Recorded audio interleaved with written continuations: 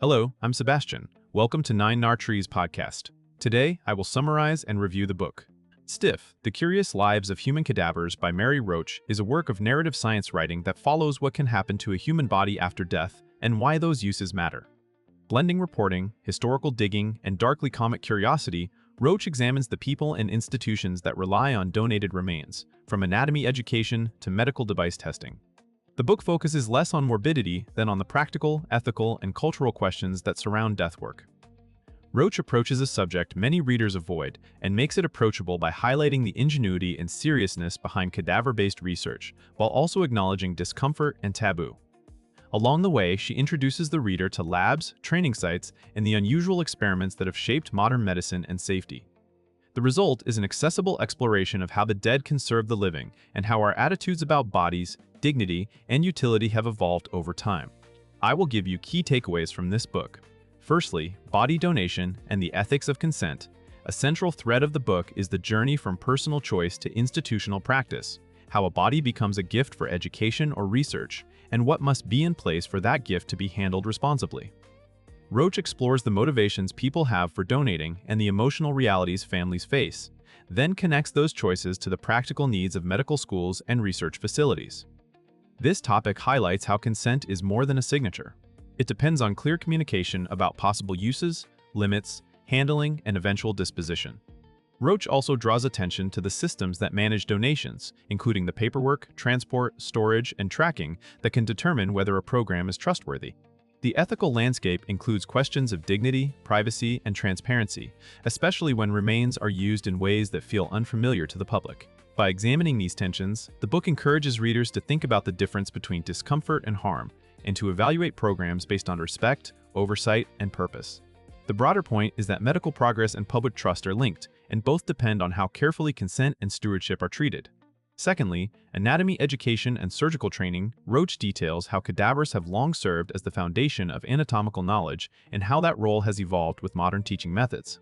This topic emphasizes the cadaver as a first patient for many clinicians, a way to learn spatial relationships, variation, and the tactile realities that images and models cannot fully replace.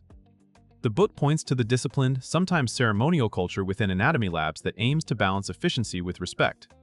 It also shows the practical pressures educators face, such as limited time, the need for repeatable instruction, and the challenge of teaching emotional steadiness without emotional detachment. Beyond early medical education, Roach discusses how donated bodies are used in surgical rehearsal, technique refinement, and the testing of approaches that reduce harm to living patients. The key insight is that cadaver-based training can be both deeply human and intensely technical. It helps clinicians build competence, confidence, and humility.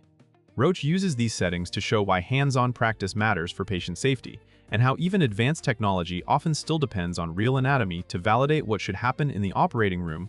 Thirdly, research that protects the living from trauma to safety. Another major topic is the use of cadavers in experiments designed to prevent injury and improve survival. Roach explores how researchers study bodily responses to force, impact, and extreme conditions in order to build safer cars, better protective gear, and more effective medical interventions.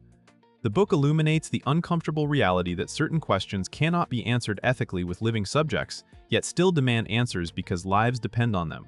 In this context, donated bodies become a bridge between theory and real-world outcomes.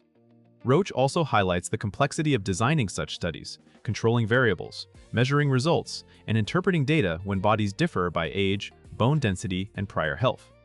The topic raises questions about how society assigns value to this work, and why it often remains hidden. By bringing it into view, Roach reframes these experiments as part of a broader public health effort rather than spectacle.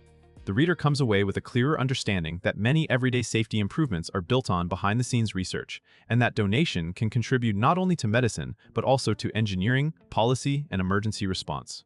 Fourthly, history, culture, and the changing meaning of the dead body. Roach places modern practices in a wider historical and cultural context, showing that attitudes toward dead bodies are shaped by religion, law, economics, and social fear. This topic examines how dissection moved from scandal to institution, and how the supply of bodies has been influenced by inequality, criminal punishment, and shifting definitions of legitimate scientific need. Roach also considers the cultural scripts that govern what feels respectful, what feels transgressive, and why different societies draw the line in different places.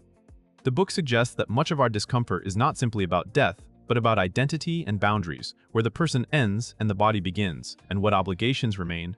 This historical lens helps readers see that current debates about donation, research, and display did not appear out of nowhere. They are the latest chapters in a long negotiation between knowledge-seeking and moral restraint.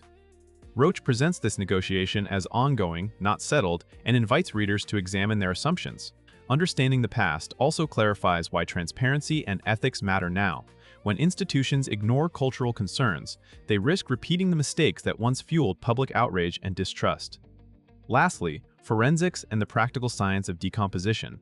The book also looks at how the dead can teach investigators and scientists about the timeline and conditions of death, with implications for criminal justice and disaster response. Roach explores the study of decomposition as a rigorous, observational science that requires controlled environments, careful documentation, and a tolerance for unpleasant realities.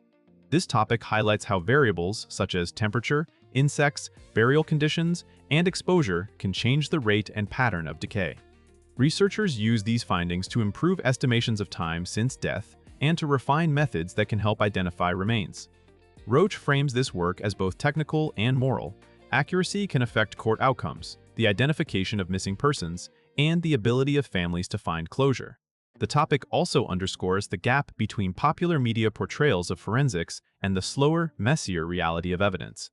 By explaining how forensic knowledge is built, Roach emphasizes the value of method, repetition, and humility. The reader gains an appreciation for the way cadaver-based research contributes to truth-finding and accountability, while also raising questions about the consent and stewardship required when bodies are used in outdoor or long-term studies. In conclusion, this book suits readers who enjoy accessible science, curious history, and thoughtful reporting, especially those who appreciate a candid tone that makes difficult subjects easier to approach.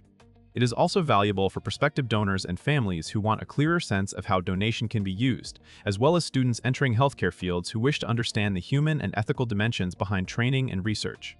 The benefit to a reader's life is twofold. First, it replaces vague fear with concrete knowledge, helping you think more calmly about death, dignity, and choice. Second, it reveals the hidden infrastructure of medicine and safety, making everyday advances feel more understandable and earned.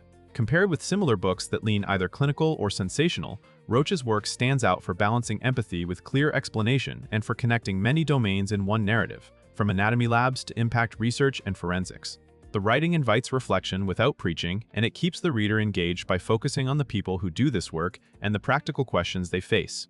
If you want a single book that is informative, unsettling in productive ways, and surprisingly humane, it is worth buying. If you would like to support Mary Roach, you can buy the book through the Amazon link I've provided in the podcast description. After reading the book, please let me know what you think and share your thoughts. See you around.